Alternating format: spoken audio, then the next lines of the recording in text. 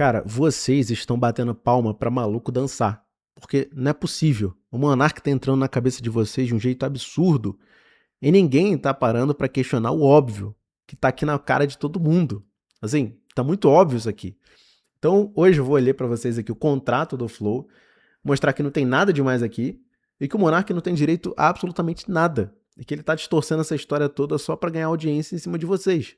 Vamos lá, então vamos começar pela parte mais sensível aqui dessa equação, que é o contrato do Monark, tá? Então, estou aqui no Twitter dele e aqui ele abre o contrato com o Igor. E esse contrato, o curioso é que ele tem só 5 páginas, né?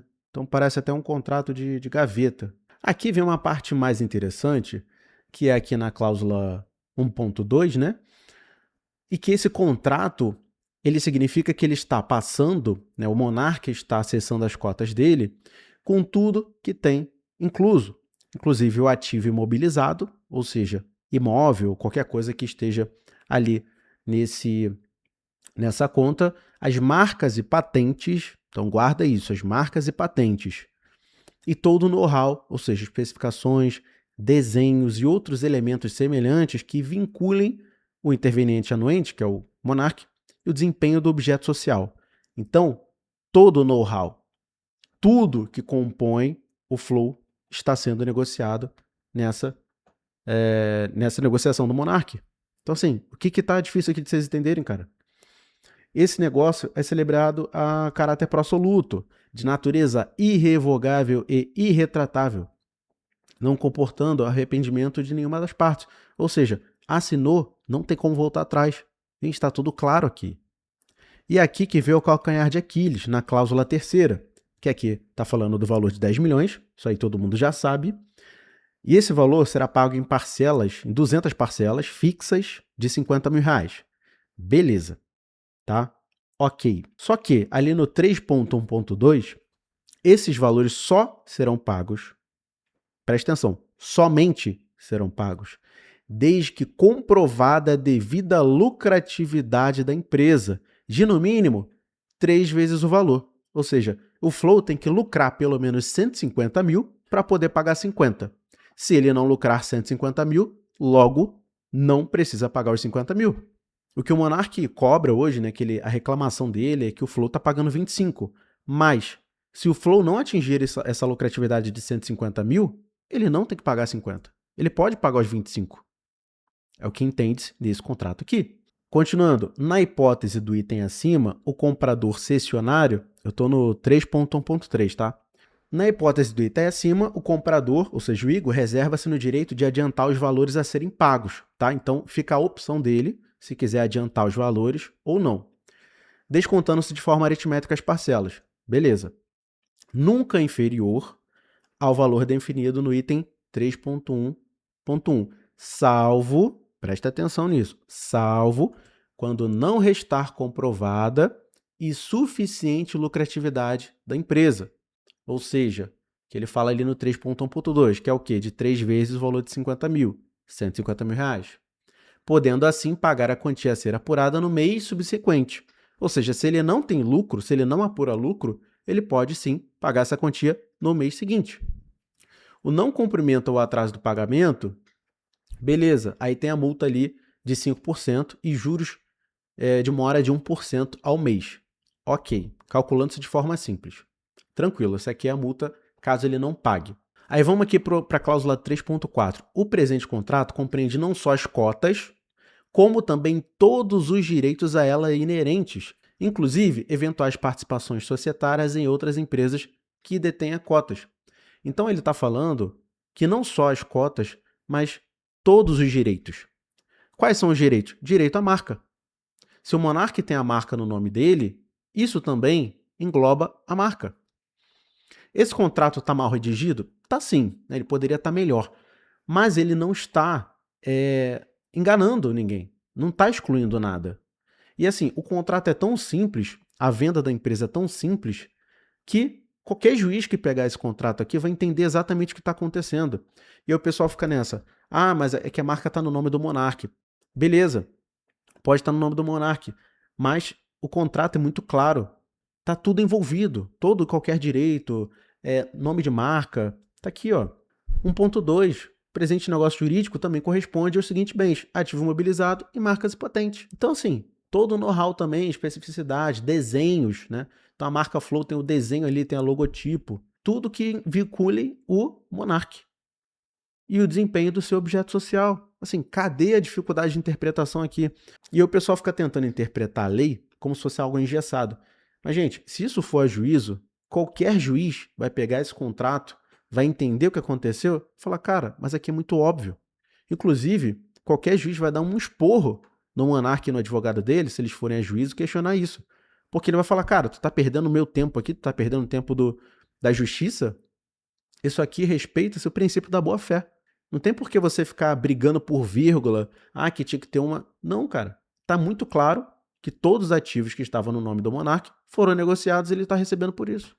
Então, assim, aqui não tem que questionar mais, gente. Aqui tá muito claro, tá muito óbvio. Mesmo se isso for a juízo, qualquer juiz vai dar causa ganha pro Igor. Aí você vai falar assim, pô, e aí outra coisa, o pessoal, pô, mas é só o Monark vender essa marca, ou enfim, ficar com o nome. E aí ele mesmo coloca aqui, né, o registro de NPI, registro de propriedade intelectual, que o Flow está no nome dele. Só que ele registrou o nome Flow. O Flow Podcast não usa Flow, usa o termo Flow Podcast. Esse termo Flow Podcast está no nome da empresa Flow. Então uma coisa é Flow, outra coisa é Flow Podcast. São coisas totalmente diferentes. É por isso, inclusive, que o Igor não fez questão até hoje. Ele leva lá no vídeo, né, que até hoje o Monark não passou a marca para o nome dele, é porque, realmente, não tem que se questionar, não tem validade de mais nada. Ele já tem o Flow Podcast. Então, tanto faz. E aí tá aqui, ó, Flow Podcast. Quem registrou? Flow Produção de Conteúdo Audiovisual Limitada. Então, o grande erro do Monark foi ter atrelado esse pagamento ao lucro da empresa, porque isso não existe, cara. O Igor, ele pode muito bem aumentar a despesa da empresa para que ela nunca dê lucro. Por exemplo, se o Flow dá 1 milhão de lucro por mês, tá? Vamos fazer um exemplo muito simples aqui. É só ele colocar o Prolabore dele para R$1 milhão por mês. Pronto, vai ficar no 0 a 0, a empresa não dá lucro e ele recebe esse dinheiro da mesma forma, tá? Ele pode colocar a esposa dele como funcionária para ela receber 200, 300 mil, ele pode aumentar o salário de várias pessoas, ele pode criar empresas para prestar serviço para ele mesmo. Então, assim, tem várias formas dele maquiar esse balanço para que a empresa nunca dê lucro. Agora, vale a pena ele fazer isso? Cara, não sei, tem que fazer conta. Até porque, para cada pagamento desse, Prolabore, ele paga imposto, né? Então, Prolabore a gente está falando aí de 27,5% de imposto de renda. Então, assim, vale a pena ele receber 1 milhão de Prolabore e pagar 275 mil de imposto por mês, ao invés de pagar 50 para o Monark? Não faz muito sentido, né? Então, assim, eu coloquei aqui o que pode acontecer. Agora, se isso acontece ou não, aí já não, eu não posso falar isso. Mas tem que fazer conta. Então, assim, tem várias formas desse lucro não acontecer. E outra, se ainda existisse isso, esse contrato teria que ter mecanismos para você ter acesso a esse lucro. Deveria ter uma cláusula, por exemplo, de 6 em 6 meses, ou todo ano, esse lucro vai ser auditado por uma empresa independente, que será de custo do comprador. Então, o comprador vai ter que pagar uma empresa de auditoria para auditar esse balanço e emitir um relatório para que você tenha visão se tem lucro ou não. Então, assim, percebe que esse contrato foi feito de qualquer jeito, cara. Não tem nenhum mecanismo de proteção para o Monark, não tem nada. Então, cara, é muito difícil questionar. E outra, ele só tá questionando isso há 4 anos depois, pô. Já recebeu várias parcelas, recebeu R$1 milhão aí, tá questionando isso agora. Então por quê? E aí me vem a reflexão de que o Monark tá manipulando vocês. Ele tá criando uma mídia, tá criando um espetáculo para que todo mundo vá, dê audiência ali pros cortes dele, dê audiência pros canais dele e que ele volte a farmar uma hora em cima de todo mundo. Porque não tem sentido o que ele tá falando, cara. Aí ele vem aqui, cara, e fala assim, que eu chamei a Mariana. Beleza, a Mariana coloca o print aqui. Dele falando com ela. Beleza, 2023 foi a última conversa. Aí olha só, ele mesmo fala que mandou um e aí pra Mariana. E aí ele vai pra internet e fala, não, que eu não fui respondido, que todo mundo me ignorou e tal.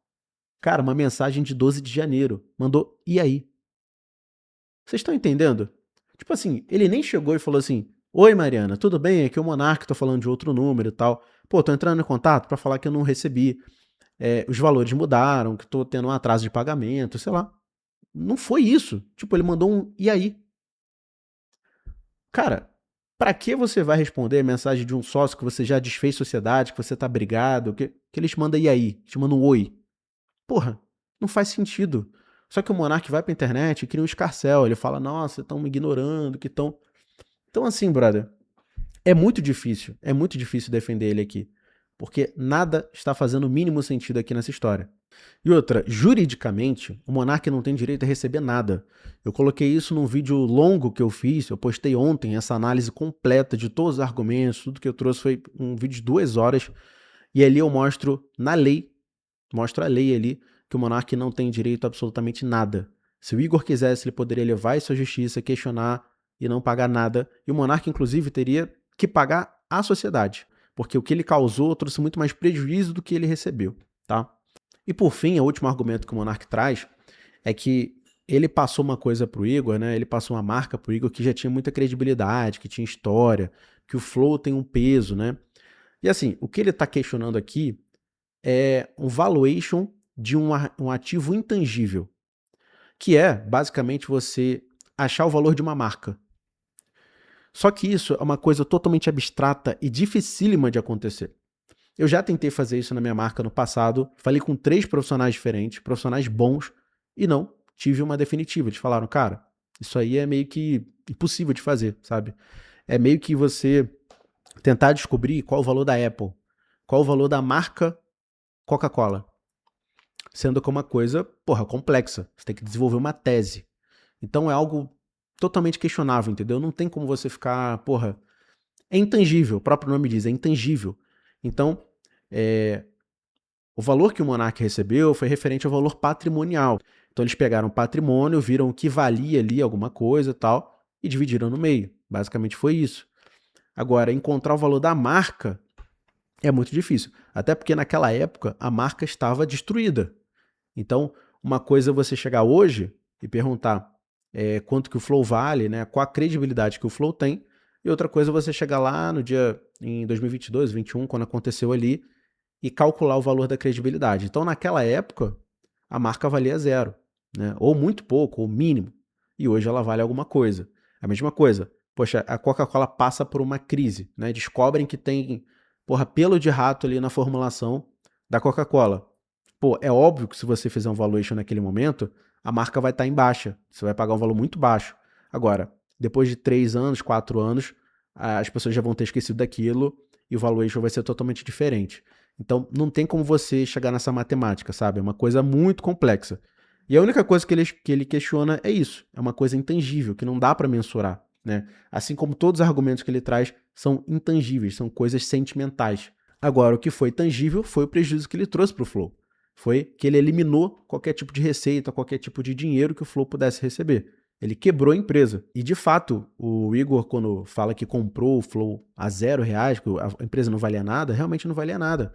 Porque a receita da empresa toda era de publicidade e AdSense. Se eles foram cortados, né, se os 7 canais do Flow perderam a AdSense, e se todas as empresas cancelaram publicidade, a empresa valia 0. Então, assim, tem muito o que falar. Então, assim, o Monark, ele foi muito burro, cara. E até hoje, é muito importante isso. O Monark, ele tem uma síndrome de Peter Pan, que ele nunca tem culpa de nada. É uma pessoa que não cresceu, que não conseguiu adquirir responsabilidade para a vida, sabe? Então ele fala que ele assinou o contrato porque estava sob muita pressão. Porra, foda-se, cara. Foda-se. Você tá na era do conhecimento. Tipo assim, você não conseguiu fazer uma pesquisa, você não conseguiu olhar, você não questionou se aquilo realmente seria bom para você.